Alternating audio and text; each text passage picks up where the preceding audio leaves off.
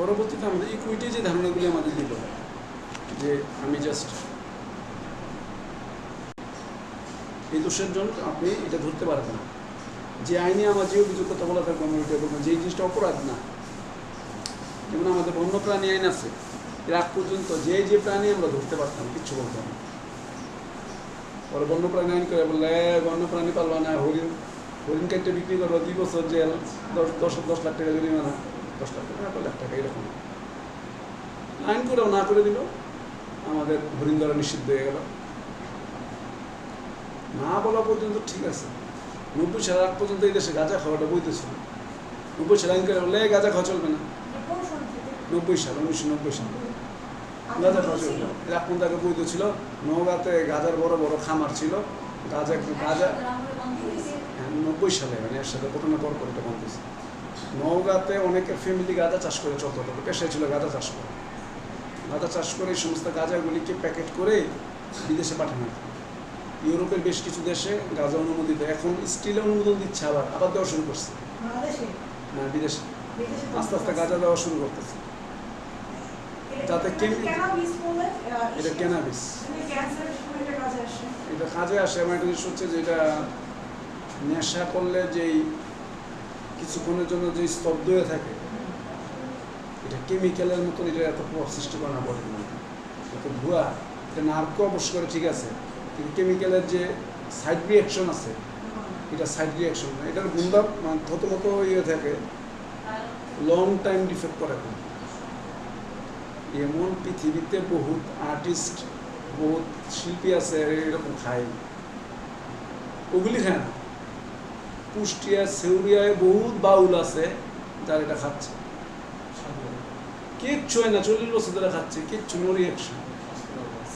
কিন্তু ইয়াবা খাইলে 5 বছরের মধ্যে ব্রেন সমস্যা হবে, 5 বছর। সাইড এফেক্ট সীমিত, সব কিছু একটা এফেক্ট আছে। নিউটনের সূত্র হচ্ছে every action has it exact and equal reaction. প্রত্যেকটা জিনিস একটা বিপরীত প্রতিক্রিয়া আছে, কিন্তু কেমিক্যাল আমাদের বডিতে যেভাবে এফেক্ট করবে, তালের রস এইরকম এফেক্ট করবে না,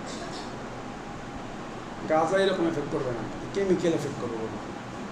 একই ওষুধ, কেউ রিয়াকশন করে, কেউ ওরা করবে, কিন্তু ওইটা করবে না। তাই বলে আমরা আবার এটা খাওয়া শুরু করবো। বিদেশে খাওয়ানো হইতো, অনেক সময় রুগীর এমন ব্যথা, শরীর প্যারাসিটামল তখন বেরোয় নাই, গাঁজা খাওয়াই ঘুম পাড়ে রাখে,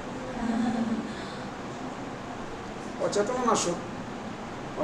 যে ব্যথাটা পাইছে সুস্থ, 3 দিন ব্যথায় কষ্ট পাই কিনবো, পরে গাঁজা খাওয়াই ঘুম পাড়ায় রাখে।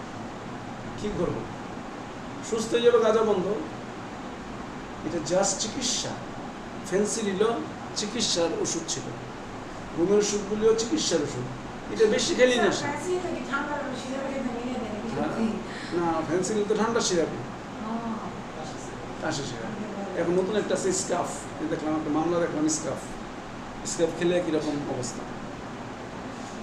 আলটিমেটলি কথাটা হচ্ছে, যে জায়গাটা হচ্ছে, আইন তাহলে আমাদের নিষিদ্ধ বা বৈধতার নিরূপণ করে। ও বলে দেবে যেটা বন্ধ, এটা বন্ধ। আইন বলে দিল ইউক্যালিপটাস গাছ লাগানো নিষিদ্ধ, কারণ ইউক্যালিপটাস গাছ মাটির গভীর স্তর থেকে মাটি শোষণ করা নিষিদ্ধ, বলে নিষিদ্ধ হয়ে যাব।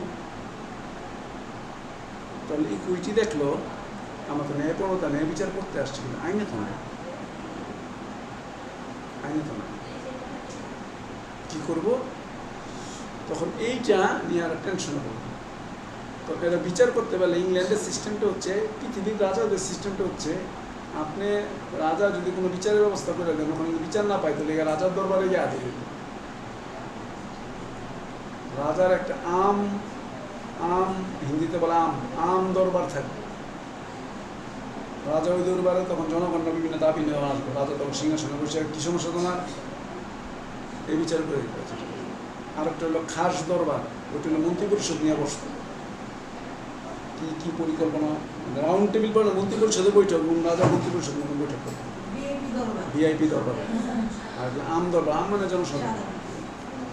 তো ইংল্যান্ডের এই প্রিটররা দেখলে যে এইগুলি রাজার কাছে যাচ্ছে, আবার রাজার কাছ থেকে আইন সংশোধন করার জন্য আইন সংশোধন করে এই ছাগলরা আবার ঢুকামো, আবার আরেকটা চুরি, জনে বিভিন্ন ধরনের চুরি, বিভিন্ন ধরনের ক্রাইম, লেখা নাই, ও তো সুবিধা নিবই।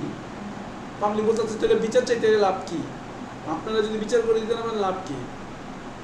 তখন একটাই কথা যে আমাদের আইনে নাই, আমরা পেটের রাতে বিচার করতে পারবো না, কিসে যাও রাজার কাছে গেল, রাজার কাছে রাজা বিচার টিচার করতেছেন, ভালো কথা। এক পর্যায়ে রাজা গেলেন ত্যক্ত হয়ে। উনি বললেন যে এই বিচার কার্যগুলি আমি করতে পারতাম না।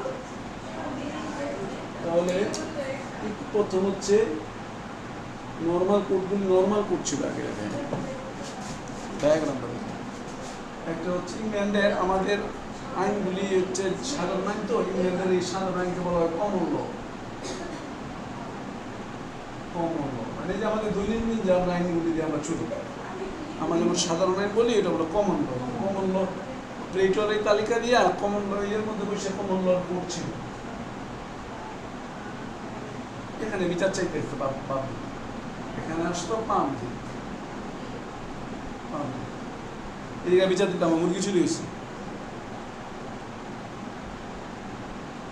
চোরে বলতো যে এই মুরগি চুরি হিসাব আছে, কিন্তু তিতির মুরগি চুরি তো হিসাব লেখা নেই, বা ওই মুরগির তো নাম লেখেন নেই।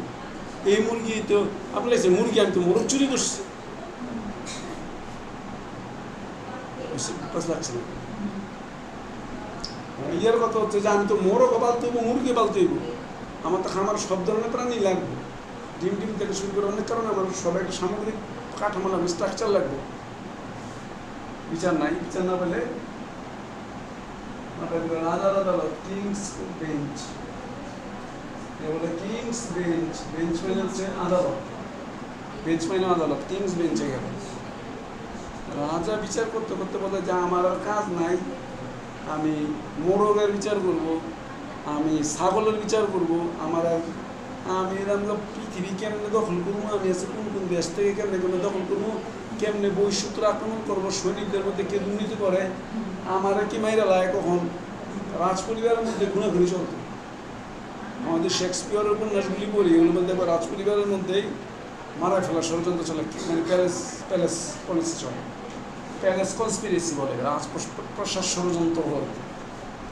মানে রাজা চিন্তা করতো যে এটা যে আমার বড় ভাইটা যদি মারা যেতে পারি, তাহলে বড় ভাইটা আমি তাহলে আমি রাজা হইতেছি, বড় ভাইটারে যেমন বড় ভাইরে মারতে বিষ খাওয়া না, তখন বিষ খাওয়া খুব কালচার ছিল। বিভিন্ন জিনিসের মধ্যে বিষ দেওয়া হয়েছে, খাবারে না, বিভিন্নভাবে এতে বিষক্রিয়া। রাজা বলে আমি এই বিচার আমি করতে পারতাম না, এই কাজ আমার না, আমি এই পাগলাটে পড়া করতে পারবো না, আমি নিজের সেফটি চিন্তা করতে হয়, আমার দেশের কি আক্রমণ করে বসে চিন্তা করতে হয়, আমি কোন দেশ দখল করবো চিন্তা করতে হয়, আমার আবার ট্যাক্স উঠাইতে হয়। আমি তো রাজার আসনে বসি নাই, রাজার আসনে আমি মনে করি তার মানে কি আরাম দেই, আরাম ঠিকই আছে, বারংবার চিন্তা করতে হয় যে কোন কোন রাষ্ট্র তার বিরুদ্ধে কি প্ল্যান করতেছে, কার সাথে খাতির রাখলে রাষ্ট্রের লাভ হবে। আমার নিজের লাভের কথাটা পরে, নিজের লাভ চাচ্ছি না, রাষ্ট্রের লাভ হবে। নিজের দলের মধ্যে কারা কারা তার বিরুদ্ধে আবার আন্দোলন করার জন্য ষড়যন্ত্র করে কারা, আমার দলের ভিতরে মিটিংয়ের কথা বাইরেকে ফ্লাশ করে যে উনি উনার জায়গায় উনি আছে আর প্রশান্ত। আমি মনে করি যে যত বড় হয় আর মনে আরামই, হ্যাঁ আরাম আছে, কত আরাম করবে। উনি কি খাই, ভালো চালটা খাই, ভালো নয় একবারে বিশেষভাবে। আমেরিকাতে যেমন প্রেসিডেন্টের মুরগির ফার্মের মুরগি বিশেষভাবে আলাদা করে পালন করা হয়। এই ফার্মের মুরগি ওই বাচ্চা ফুটবো, ওই বাচ্চাগুলি আবার ওই দিয়ে আটবো, বাচ্চা হইতে হবে, ওই দিয়ে ঘোরাফেরা করা বাচ্চা, ওই বাচ্চাগুলি আবার ওগুলির যে বাচ্চা হইব ওই দিয়ে ঘোরাফেরা করতে হবে। 2-3 জেনারেশন পরে যে ফার্মের বাচ্চা হবে এইটা রাখা হবে, যাতে প্রেসিডেন্টের শরীরে কোনো অ্যান্টিবায়োটিক না পারে। আচ্ছা, আমাদের প্রধানমন্ত্রী মনে করেন এইরকমই খাইবে, কত খাইবে, কয় প্লেট খাইবে, আলটিমেটলি একটা সময় পর খাওয়া শেষ, তো বমি করা ছেড়ে পায় না বেশি। তো ওনার একটা লিমিটেশন আছে, কিন্তু ওনার যন্ত্রণাটাই তোমার সব খেয়াল রাখতে হচ্ছে, কোথায় কী ঘটে, কোথায় কী ঘটে, কোথায় কী ঘটে, সেনাবাহিনীর ভিতরে কোনো সমস্যা হচ্ছে কিনা, নৌবাহিনীর সমস্যা হচ্ছে কিনা, বিমানবাহিনীর সমস্যা হচ্ছে কিনা, নিজ দলের সমস্যা হচ্ছে কিনা, বিরোধী দল কী করে, ইন্টারন্যাশনালি কী করে, কার সাথে বাউ দিব, কার সাথে কী করার দরকার, অর্থনীতি কেন টাকা কোনো গ্যাস নাই, ওইটা নাই, ওইটা নাই। হ্যাঁ, রাজাদেরও আমরা মনে করি রাজাদের আনন্দ, রাজাদের প্যারা আছে, মানে মহা টেনশন আছে। রাজাও না, আমি করতে পারতাম না, আমাদের জ্ঞানী গুণীরা আছে। আমাদের চ্যান্সেলর কি যে রাজা বললো আমি চ্যান্সেলরকে দায়িত্ব দিলাম, চ্যান্সেলর চ্যান্সেলর এটা কি রাজা দাস? চ্যান্সেলরদের দ্বারা উনি এটাকে কোট করে জানা হচ্ছে চ্যান্সারি কোড। চ্যান্সেলরদের দ্বারা chancery code, CRY code, chancery একটা কোড। রাজা জ্ঞানী গুণীদের বললেন তোমরা বিচার করে দিন।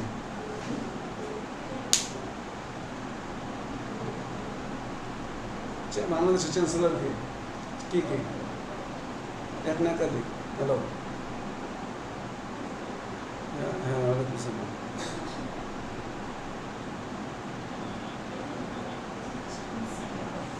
সবুজ ভাই, জি জি ভাই, ভালো আছি ভাই, কেমন আছেন ভাই?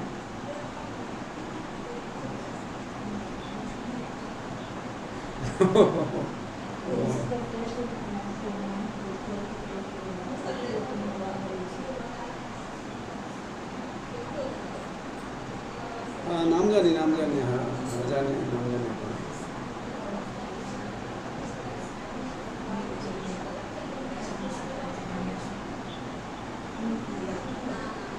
হ্যাঁ পরে গেছিলাম এটা।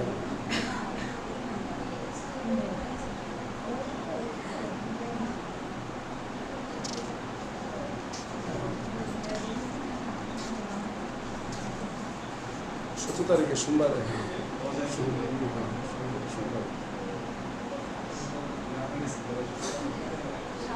এটা হইল সাক্ষী 24 জন সাক্ষী নিচ্ছে, আর 2-1 জন সাক্ষী আছে, আর বাকি 2-3 জন আসেনি।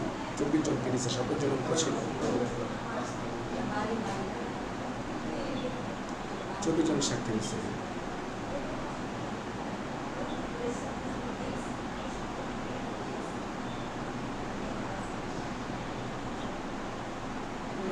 আমাদের ডিস্ট্রিক্ট জজ সাহেব শামীম আজাদ, হ্যাঁ জেলা জজ, হ্যাঁ শামীম সাহেব ডিস্ট্রিক্ট জজ শামীম আজাদ,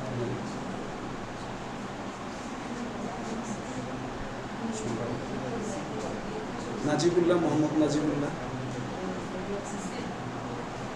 নাজিবুল্লাহ বিপু, নাজিবুল্লাহ না এখানে নাজিবুল্লাহ। আচ্ছা আচ্ছা আচ্ছা আচ্ছা, আসসালামু আলাইকুম।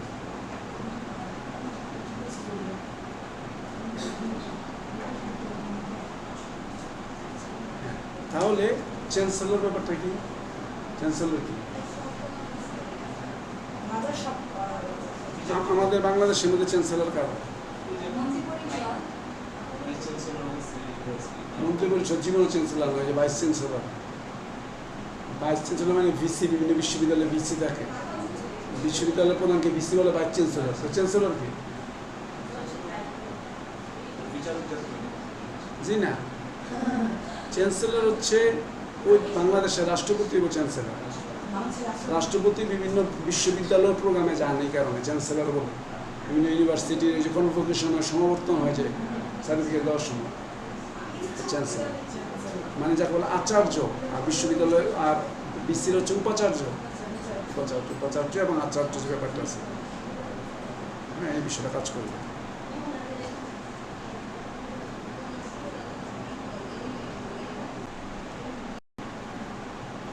এখন আমরা দেখি যে আমরা দেখলাম ন্যায় প্রদানের বিকাশটা আমরা দেখলাম, তাহলে আমরা দেখলাম আদালত, জনসাধারণ আদালত। এবার আলাদা একটা রাজস্ব আদালত ছিল, ওইটা আমাদের জন্য মেন না, কমন উপযোগী ছিল, রাজা এটা বিচার করতে পারত না।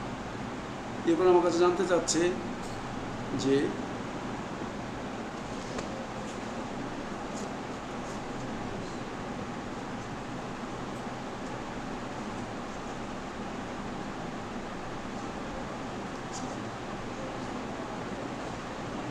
কাকে বলে কেন, আমার দরকার নাই।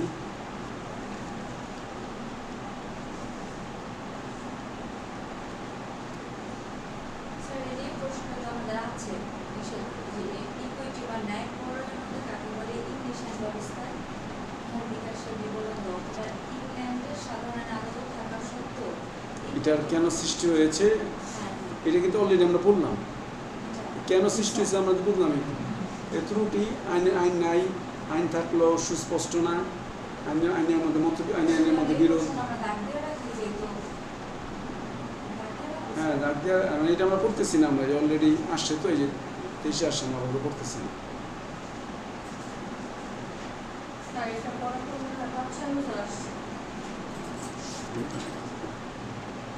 কমন লটা, হ্যাঁ।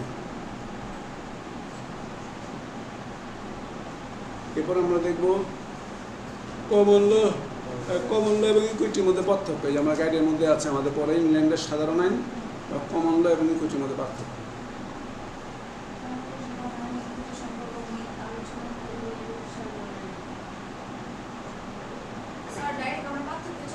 পার্থক্য চলে যাবো, এটা আমরা পড়বো না।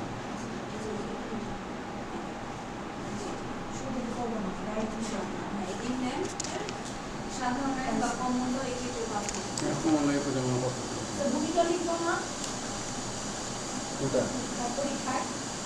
পরীক্ষায় ভূমিকা চান্স পেলে তেমন লিখবে, ভূমিকা লিখা ভালো, লেখার দরকার আছে।